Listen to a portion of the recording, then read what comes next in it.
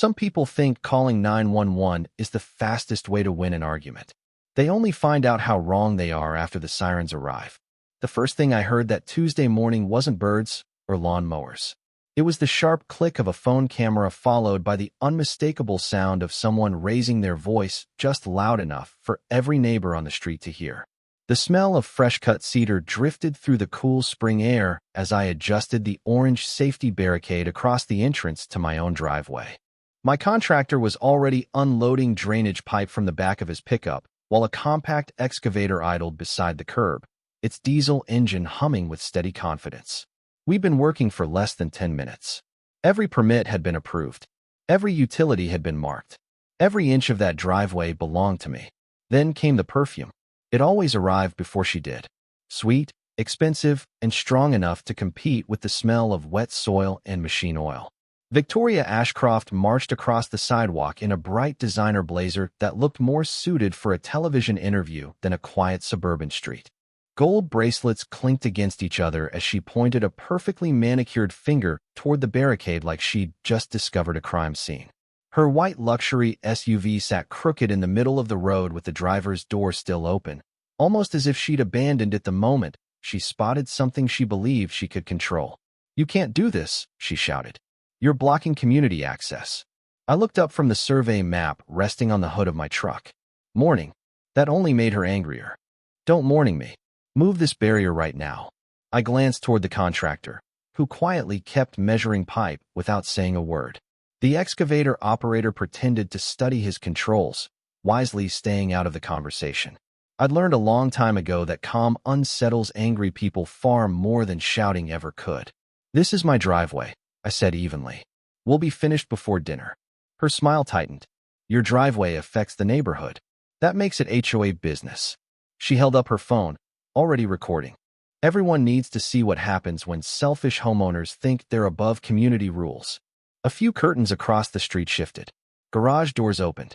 Neighbors stepped onto porches with coffee mugs in hand, drawn by the promise of morning drama. Victoria knew exactly what she was doing. She wasn't trying to solve a problem. She was building an audience. "You're creating a public safety hazard," she declared loudly enough for the entire block. "Emergency vehicles won't be able to get through." I slowly turned and looked down the empty street. There were 2 full traffic lanes, another entrance into the subdivision less than 300 yards away, and enough room for a fire engine to perform a U-turn if it needed to. The facts didn't seem to matter. They rarely did once Victoria decided she'd already won the argument in her own mind. She stepped closer, lowering her voice just enough for only me to hear. "I've dealt with people like you before." Her smile returned, colder this time. "You won't like how this ends." Then she backed away several steps, raised her phone dramatically, and pressed 3 numbers. 911, what's your emergency?" I could hear the dispatcher through the speaker. Victoria instantly transformed her voice into one filled with panic. "Yes, I need officers immediately. A man has illegally blocked access in our neighborhood. He's refusing to cooperate. Construction equipment is creating a dangerous situation, and residents can't safely enter or leave." I watched my contractor slowly remove his work gloves and exchange a puzzled look with me. Nobody was trapped. Nobody was in danger. The only thing escalating was the story Victoria was telling into her phone. She paced back and forth, adding new details with every sentence. By the time she finished, you'd think she'd described a disaster instead of a homeowner repairing a drainage line on private property. She ended the call by confidently saying, "Please send someone with authority. I'll make sure they're waiting." Then she slipped her phone into her designer handbag and folded her arms with absolute certainty. "You're about to learn that nobody ignores this HOA." I simply nodded, reached into my truck, and quietly turned on a small dashboard camera that faced the entire driveway. Every word, every gesture, every claim, everything from that moment forward would have its own witness. In the distance, faint but unmistakable, the first police siren began to echo across the neighborhood. Victoria smiled as though she'd already won. She had no idea every officer responding to the call ultimately worked under my command. Nobody on that street knew anything about me beyond the fact that I had moved into the old brick house at the end of the cul-de-sac 6 weeks earlier. That was exactly how I wanted it. After nearly 20 years wearing a badge, I had learned that the quieter my personal life remained, the easier it was to separate my work from my home. The house itself had belonged to my parents. My father bought the property in 1989, long before the subdivision expanded around it. He always joked that the driveway was the most expensive piece of concrete he had ever poured because it stretched almost 150 feet from the garage to the road, winding around two old maple trees he refused to cut down. I grew up riding my bicycle along that same stretch of pavement, shoveling snow every winter, sealing cracks every summer, and learning that taking care of something usually mattered more than showing it off. When my parents passed away within 3 years of each other, I could not bring myself to sell the place. Instead, I rented an apartment closer to headquarters while work consumed nearly every hour of my life. Promotions came one after another. Patrol became investigations. Investigations became command. Eventually, I accepted the position of police chief for the county, a responsibility that carried more paperwork than excitement and far more late-night phone calls than anyone ever imagined. By the time I finally decided to move back into my childhood home, I wanted peace more than recognition. That was why I never introduced myself with my job title. Around my neighbors, I was simply Nathan Cole, the new homeowner who waved politely, kept his lawn trimmed, and minded his own business. My truck did not have emergency lights. My clothes looked no different from anyone else's. Even my department vehicle stayed locked inside headquarters unless official business required it. I believed respect should come from character, not from a badge. Unfortunately, people like Victoria often mistook quiet confidence for weakness. The drainage project that morning had been planned for nearly a month. During the first heavy spring rain, I noticed water pooling beneath the edge of the driveway. It was subtle, but I knew enough about aging foundations to recognize the warning signs. I hired a licensed contractor instead of taking shortcuts myself. We pulled county permits, requested utility markings, scheduled inspections, and informed every company required by law. The orange paint marking underground lines still stood out against the fresh green grass like bright stripes across a baseball field. Every step followed the rules because that is how responsible projects are supposed to happen.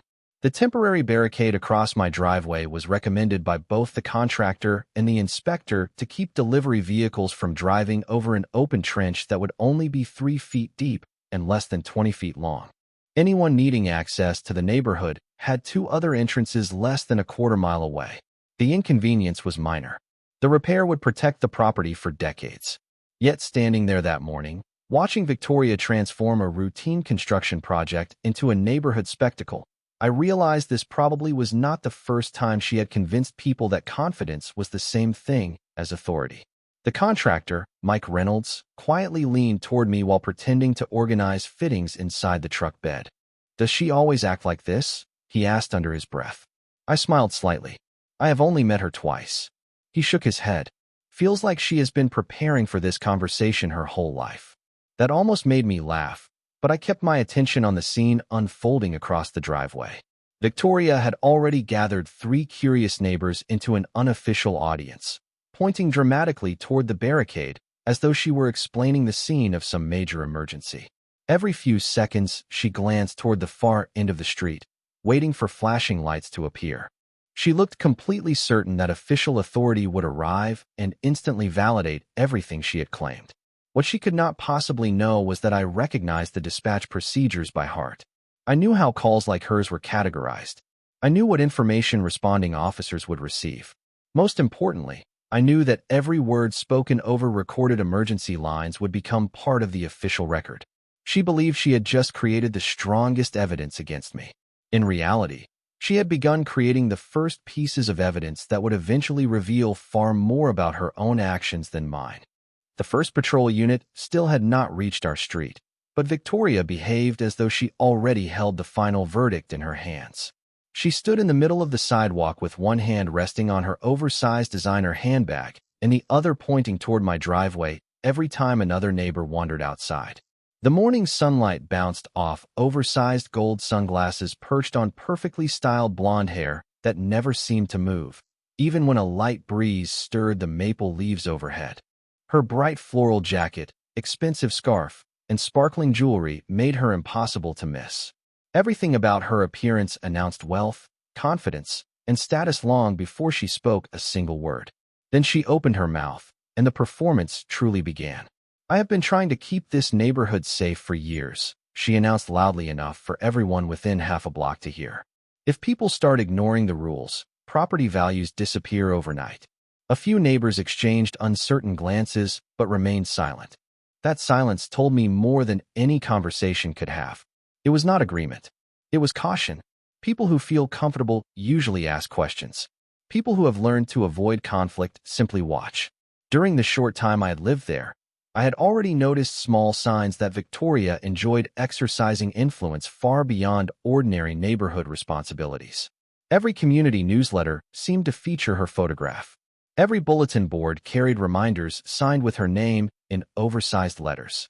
Even the monthly welcome packet for new residents contained a personal note describing her as the primary contact for community concerns.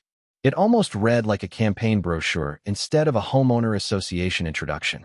One afternoon a few weeks earlier, I had watched her stop an elderly couple while they were planting flowers near their mailbox.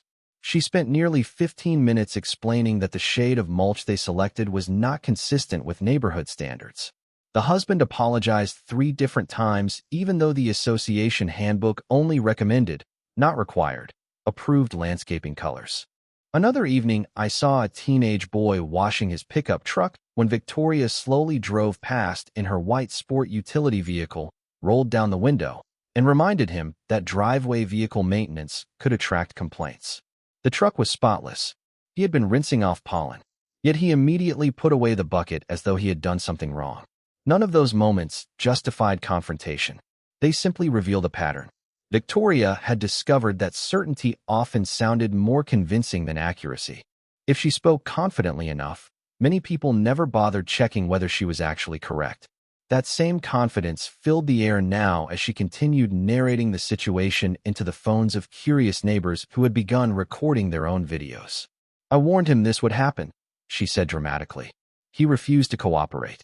Some people think private property gives them unlimited authority." I almost smiled at the irony.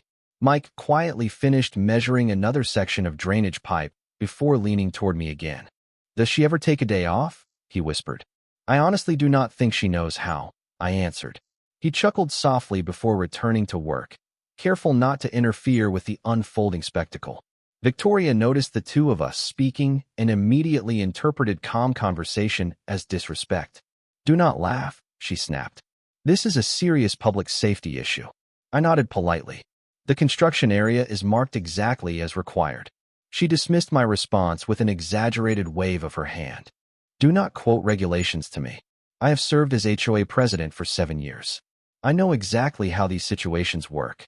That statement caught my attention because it perfectly explained why she sounded so certain. She had spent years in an environment where very few people challenged her interpretations. Authority had slowly become identity. Somewhere along the way, recommendations became commands, opinions became rules, and disagreement became defiance. The strange part was that she never seemed interested in solving problems. Every conversation became a contest that required a winner and a loser. Across the street, Mr. Henderson, a retired school principal I had spoken with only twice, quietly walked over carrying his coffee mug. He stopped beside my truck and studied the orange permit folder resting on the hood. "Looks like you have everything in order," he said calmly. "We tried to do it right," I replied. He nodded once before looking toward Victoria, who immediately interrupted him. "Please do not encourage this behavior," she declared. "The officers will be here any minute." Mr. Henderson simply raised one eyebrow, took another sip of coffee, and stepped back without another word. Even that tiny exchange seemed to frustrate Victoria because it deprived her of the unanimous support she expected. She resumed pacing near the curb, repeatedly checking her phone while rehearsing what she planned to tell the responding officers. Every few seconds she adjusted her jacket, straightened her posture, and glanced toward the intersection where distant sirens were gradually becoming louder. To everyone else on the street, it probably looked as though official help was finally arriving to settle a dispute. I knew something different. Those officers were not coming to validate assumptions. They were coming to collect facts, document evidence, and determine exactly what had happened. Victoria believed she had carefully prepared her version of the story. She never considered that every confident statement she made in front of witnesses, security cameras, recorded emergency calls, and marked construction permits would soon be measured against something much harder to argue with than opinion. It would be measured against the truth. The growing crowd seemed to give Victoria even more confidence. Every new face stepping onto a front porch became another potential audience member for the story she had already written in her head. She walked from neighbor to neighbor with the energy of someone campaigning for office instead of discussing a temporary construction project. "Look at this," she said while pointing toward the orange barricade. "He refuses to follow community standards. If we allow this today, someone else will decide they can block roads tomorrow." The statement sounded dramatic, but it ignored one inconvenient fact. The barricade was not sitting on a public road. It stood several feet inside my own property line, exactly where the county inspector had instructed us to place it. Mike quietly continued organizing fittings beside the excavator while the operator checked hydraulic pressure and reviewed the work order. Neither man reacted to the growing commotion because experienced contractors know that paperwork usually speaks louder than arguments. Victoria, however, had no interest in paperwork. She wanted momentum. She raised her phone again and began streaming live to the neighborhood social media group. "Everyone needs to see this in real time," she announced. "This homeowner believes he can shut down access whenever he feels like it." Comments immediately began appearing on her screen. Some supported her without asking questions. Others simply asked what had happened. She ignored every question that required context and read only the comments that reinforced her version of events. Then she spotted a delivery van slowing near the entrance to the street. She hurried toward the driver, waving both arms dramatically before he even rolled down his window. "See," she declared loudly. "People cannot get where they need to go." The confused driver looked from her to me before glancing at the completely open roadway. "I am delivering 2 streets over," he replied politely. "I can still drive through." He continued on without another word, leaving Victoria standing awkwardly for a brief moment before she recovered with another speech about community safety. That tiny interruption revealed something important. Reality kept refusing to cooperate with the story she wanted everyone to believe. Instead of slowing down, she doubled her efforts. She asked 2 neighbors to stand near the barricade while she took photographs from different angles, carefully choosing positions that made the construction equipment appear closer to the street than it actually was. She even suggested that someone measure the distance from the curb without ever asking where the property line had been surveyed. Mr. Henderson quietly watched everything while sipping his coffee. At one point he leaned toward me and said softly, "She is collecting opinions. You already have documents." I simply nodded. That single sentence perfectly summarized the difference between our approaches. Victoria wanted emotion. I preferred evidence. The faint smell of fresh asphalt drifted from a paving project somewhere beyond the subdivision, while the excavator continued idling with a steady mechanical rhythm. The ordinary sounds of a weekday morning contrasted sharply with Victoria's increasingly urgent voice. Every few minutes she glanced toward the main entrance, expecting flashing lights to appear at any second. Finally, the distant sirens grew louder, echoing off rows of brick homes before 2 patrol vehicles turned onto our street at a controlled speed. Victoria immediately lifted both arms and waved enthusiastically as though greeting honored guests arriving for a celebration. She hurried toward the approaching cruisers before they had completely stopped, already speaking before either officer opened a door. "Thank goodness you are here," she called out. "I have been trying to handle this responsibly, but he refuses to cooperate." The officers remained calm, surveying the entire scene before saying a single word. One looked at the barricade. Another glanced toward the marked utility lines, the permit folder resting on my truck, the contractor standing beside licensed equipment, and the gathering of curious neighbors. They had not reached any conclusions. They were simply observing. Victoria mistook their silence for agreement and continued talking, adding details faster than anyone could verify them. I stayed exactly where I was, letting the morning unfold one fact at a time because I knew the strongest witness at that moment was not me.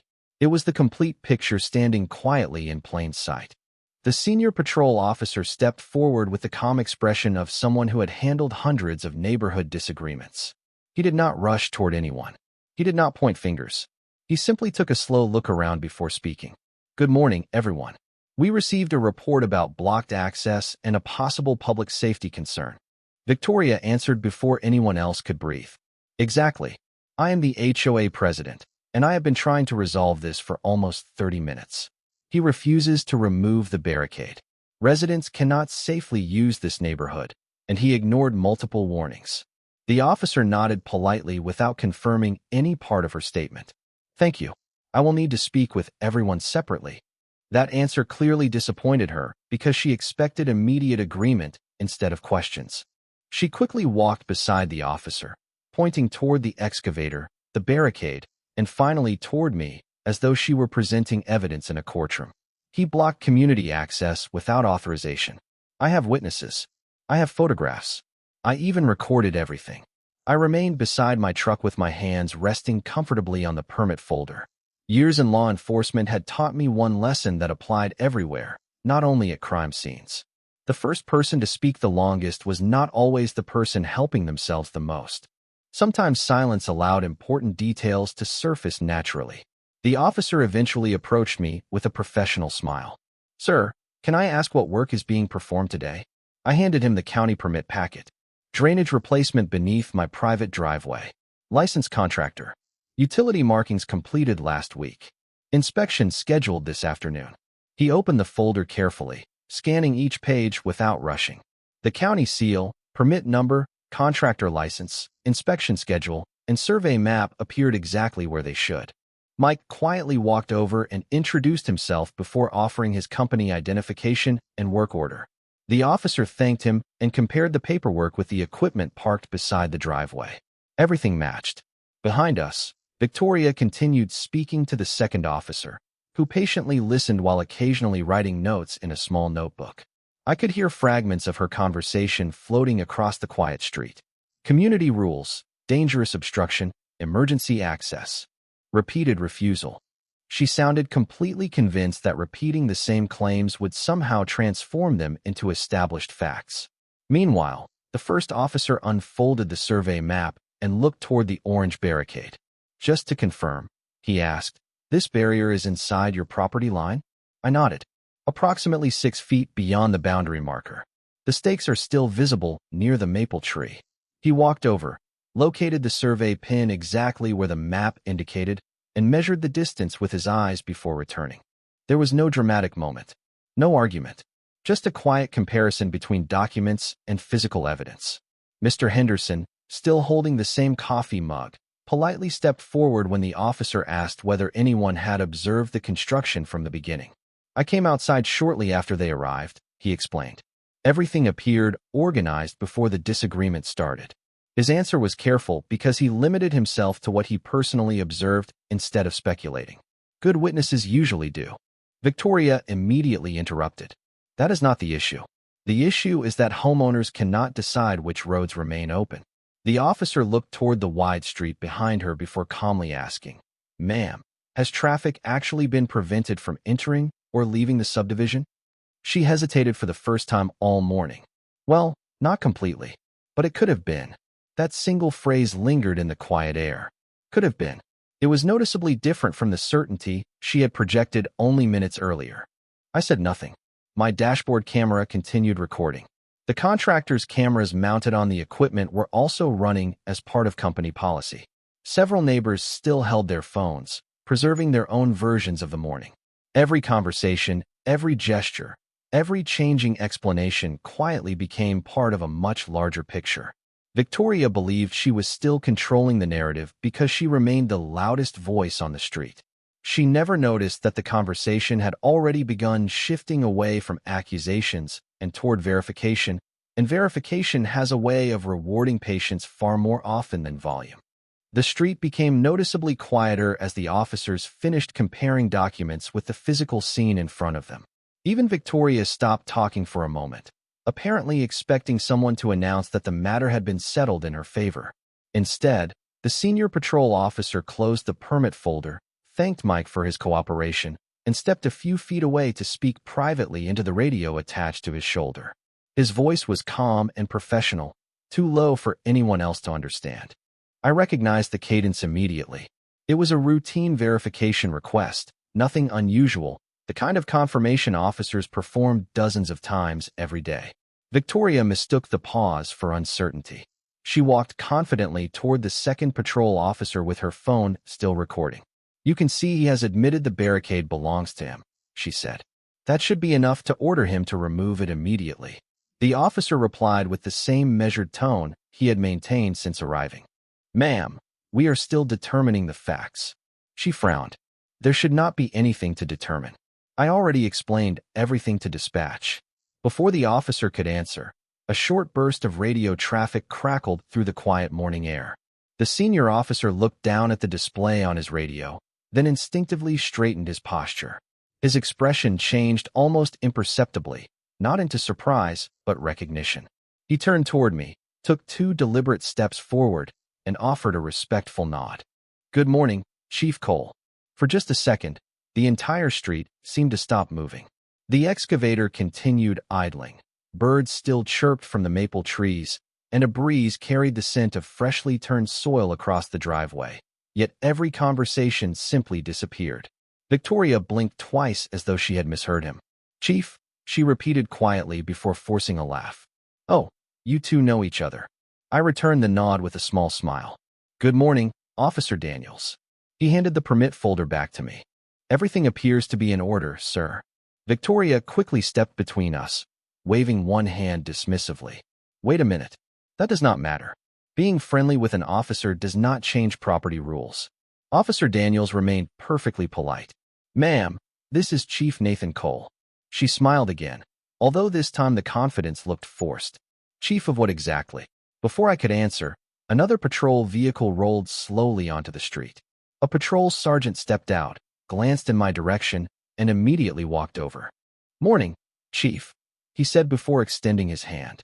"Dispatch advised us you were involved, so I came to make sure everything was under control." Victoria's smile disappeared completely. She looked from one uniform to the other, searching for some sign that they were joking. None came. The neighboring homeowners exchanged puzzled looks, whispering quietly among themselves. Mr. Henderson lowered his coffee mug with a knowing expression, but said nothing. The silence grew even heavier when the radio on Officer Daniels' shoulder came alive again. "Unit 12, confirm scene status with Chief Cole when appropriate." The dispatcher spoke my title as naturally as someone confirming the weather forecast. There was no drama in the voice, only routine procedure. Victoria stared at the radio, then back at me. "You are actually—" She stopped before finishing the sentence. I answered gently. "I oversee the police department serving this district." She took a slow step backward. "Why did you not say that from the beginning?" I looked toward the open permit folder resting against my truck. "Because my job was never the issue. The permits, the survey, and the property line were." Neither officer spoke while she processed those words. They simply allowed the moment to settle naturally. Victoria glanced around at the neighbors who had watched her confidently predict my arrest less than 10 minutes earlier. Several phones were still recording. The live stream she had started continued broadcasting every second of the conversation. She quickly lowered her own phone, suddenly aware that the audience she had gathered had witnessed something very different from the story she expected to tell.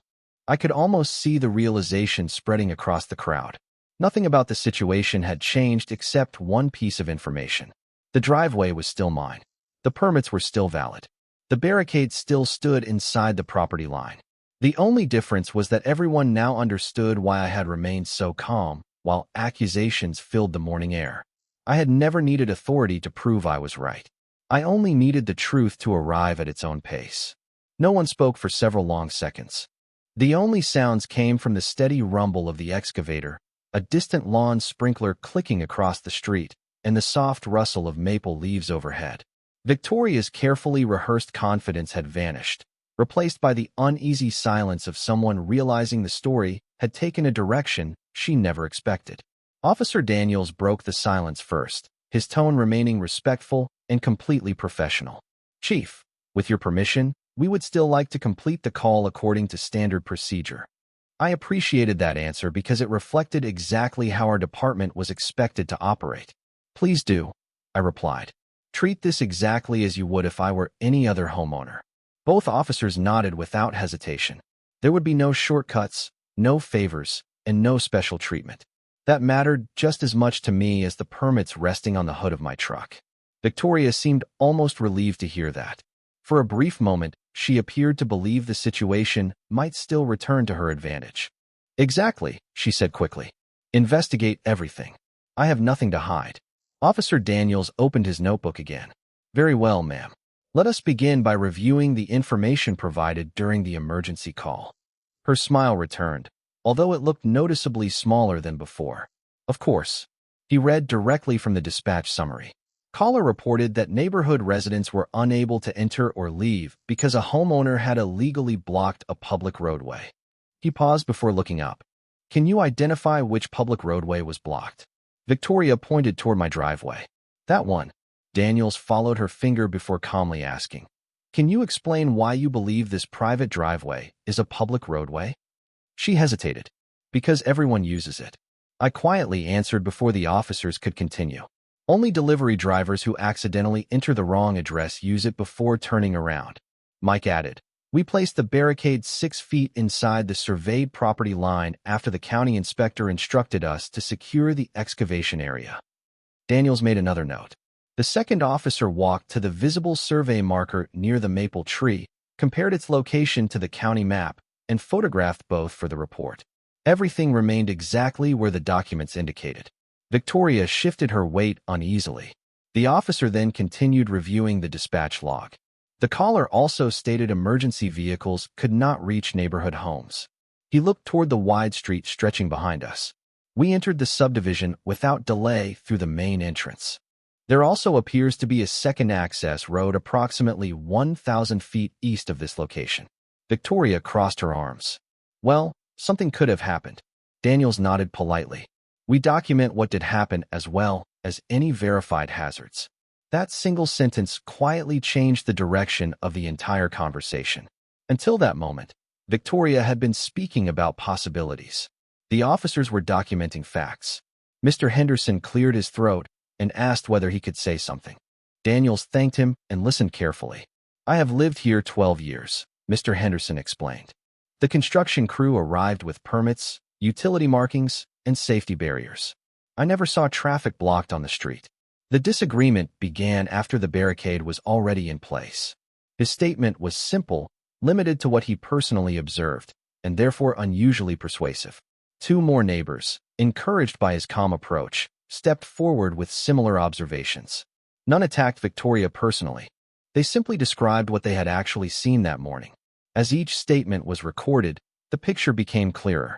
The emergency call no longer matched the physical evidence, the permits, the survey, the photographs, or the independent witness accounts. Daniels then asked one final question. Ma'am, before calling emergency services, did you review the property survey or request to see the construction permits? Victoria looked toward the orange permit folder but never answered immediately. I did not think I needed to, she finally admitted. I believe the HOA had authority to stop the work. Daniels closed his notebook with a quiet snap. The HOA may have its own internal procedures, but emergency response decisions rely on verified facts and applicable law. His words were never accusatory. They did not need to be. Every document, photograph, recorded statement, and witness account had already begun fitting together like pieces of the same puzzle. The investigation that Victoria expected to focus on me had quietly transformed into a careful review of the decisions that led to the emergency call in the first place. Standing there beside my truck, breathing in the scent of damp soil and fresh-cut cedar, I realized the morning had become something much larger than a disagreement over a driveway. It had become a reminder that confidence can attract attention, but evidence is what ultimately earns trust. Officer Daniels thanked every neighbor who had spoken and reminded everyone that the purpose of the response was to document facts rather than settle personal disagreements. His professionalism was exactly what I expected from the department, and seeing it from the other side of the conversation made me even prouder of the people I worked with every day. Victoria remained unusually quiet, staring at the notebook in Daniel's hand as though hoping another explanation might suddenly appear. Instead, the second officer finished photographing the survey marker, the permit packet, the utility markings, and the location of the temporary barricade before returning with a simple nod. Everything matches the documentation, he said. Daniels wrote one final note before looking toward Victoria again. Ma'am, based on what we have verified today, this construction project is taking place on private property under a valid county permit. At this time, we have not identified any evidence that public access was unlawfully blocked. The words were calm, measured, and entirely free of emotion. They did not sound like a victory speech. They sounded like a conclusion reached after careful observation. Victoria immediately looked around at the neighbors, as if searching for someone willing to challenge the findings. Nobody spoke. Several people quietly lowered their phones. Others simply watched in thoughtful silence. The same audience she had gathered to witness my embarrassment had now witnessed something very different. Daniels continued in the same professional tone. We also have a recorded emergency call that will remain part of the incident record, along with the witness statements and photographs collected today. If additional review is necessary, that process will follow normal department procedures. He intentionally avoided making accusations or offering legal conclusions on the street. That was exactly how it should be. Investigations belong in reports, not in emotional public debates. Victoria took a slow breath before asking, "So you are saying I should not have called?" Daniels answered carefully. Emergency services should always be used when there is a genuine emergency or a verified public safety concern. When there is uncertainty about property boundaries or construction permits, those questions are often resolved more effectively by reviewing the available documentation before requesting an emergency response. His answer was respectful while still making the point unmistakably clear. I appreciated that he chose education over humiliation. That approach solves more problems than anger ever will. Mike quietly checked his watch before asking whether the work could resume. Daniel smiled. From our standpoint, there is nothing preventing the permitted construction from continuing. The excavator operator climbed back into the cab, and the familiar diesel engine settled into its steady rhythm once again. The bucket lowered carefully toward the marked excavation area, exactly where it had been scheduled to begin nearly an hour earlier. Life resumed almost immediately, as though the neighborhood itself had decided it was time to move forward. Mr. Henderson walked over beside me with his empty coffee mug. "Your father would have appreciated the way you handled this," he said softly. That sentence stayed with me because he knew my parents long before I ever returned home. I smiled and thanked him. Across the street, a few neighbors approached Mike with questions about the drainage project rather than the argument that had interrupted it. The conversation shifted naturally from conflict to curiosity. Someone asked how long the replacement pipe would last. Another wondered whether similar drainage improvements might help their own property after heavy rain. The mood had changed completely. Victoria quietly slipped her phone into her handbag and looked at the screen one last time before ending the live stream she had started earlier. Whatever she had expected that recording to become, it had evolved into something else entirely. It captured not only her confidence, but also every verified fact that followed. Before leaving, Officer Daniels shook Mike's hand, thanked the witnesses for their cooperation, and turned to me. "Chief, unless you need anything further, we will clear the scene and submit the report through normal channels." I nodded. That is exactly what should happen. He smiled slightly before returning to his patrol vehicle. As the cruisers pulled away, the sound of their engines faded into the distance, leaving behind nothing more dramatic than the smell of fresh soil, the scrape of construction equipment against gravel, and a quiet neighborhood that had just been reminded of something many people forget. Real authority does not need to raise its voice, and real justice rarely arrives in a hurry. It simply follows the evidence wherever the evidence leads. 3 weeks later, the driveway looked exactly the way my father would have wanted it to. The new drainage line disappeared beneath solid concrete. Fresh gravel lined the edges, and rainwater flowed smoothly through the system instead of collecting beneath the foundation. The sharp smell of wet cement had long since faded, replaced by freshly cut grass and the familiar scent of cedar warming beneath the afternoon sun. If someone drove through the neighborhood for the first time, they would never guess that one ordinary Tuesday morning had quietly changed the way many people on our street viewed authority, responsibility, and simple respect. The patrol report followed normal department procedures, just as Officer Daniels promised. Every statement, photograph, permit, survey map, and recorded observation became part of the official record. I never asked for updates beyond what any ordinary citizen would have received because that was the standard I expected from everyone in the department, including myself. Fairness only means something when it applies equally to everyone. The neighborhood also began changing in smaller ways that mattered far more than any report ever could. Neighbors who had barely spoken before started stopping by while walking their dogs. Mr. Henderson occasionally brought over coffee on Saturday mornings, and we would spend an hour talking about fishing, old trucks, and the history of the neighborhood long before the homeowner association existed. Mike finished the drainage project ahead of schedule, and 2 nearby homeowners hired his company after seeing the quality of the work. It turned out that a disagreement, which began over a temporary barricade, ended with several families solving drainage problems they had ignored for years. Victoria became noticeably quieter after that morning. She still attended homeowner association meetings, but the tone had changed. Instead of making immediate demands, she began asking questions before reaching conclusions. Whether that change came from reflection or simple caution, I could not honestly say. What mattered was that conversations slowly became more respectful. During one meeting, I watched her ask a contractor to explain permit requirements before commenting on a renovation project.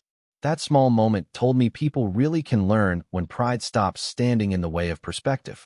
As for me, I never regretted remaining silent when I easily could have introduced myself with my job title. If I had revealed who I was during the first 5 minutes, everyone would have assumed the outcome happened because of my position. Instead, the permits, property survey, witness statements, and documented facts spoke first. My badge never proved the driveway belonged to me. The paperwork did. My title never established the property line. The survey marker did. My position never settled the disagreement. Patience, evidence, and professionalism did. That is exactly how justice is supposed to work. Over the years, I have learned that real authority is rarely about telling people who you are. It is about showing them how you behave when nobody knows. Character reveals itself long before titles ever do. Anyone can sound confident when they believe they are winning. Remaining calm while someone misunderstands you requires something much harder. Looking back, I do not remember Victoria's raised voice nearly as clearly as I remember the quiet professionalism of the officers, the honesty of the neighbors who only described what they truly witnessed, and the simple comfort of watching construction resume once facts replaced assumptions. Those are the moments that stay with you because they remind you that communities become stronger when people value truth more than pride. Every time I drive down that smooth stretch of concrete now, I remember my father telling me that shortcuts almost always become expensive later. He was talking about construction, but the lesson applies just as well to life. The easiest answer is not always the right one, and the loudest voice is rarely the most accurate one. Sometimes the strongest thing a person can do is wait, let the evidence speak, and trust the process to reach the truth. I would genuinely like to know what you think after hearing this story. If you had been standing on that sidewalk that morning, would you have spoken up, stayed quiet, or handled the situation differently? Share your thoughts in the comments because I always enjoy reading different perspectives. And if you enjoy stories where patience, common sense, and fairness matter more than shouting and shortcuts, consider subscribing so you do not miss the next one. Until next time, remember that real justice is not loud. It is patient, it is prepared, and sooner or later, it always finds its way.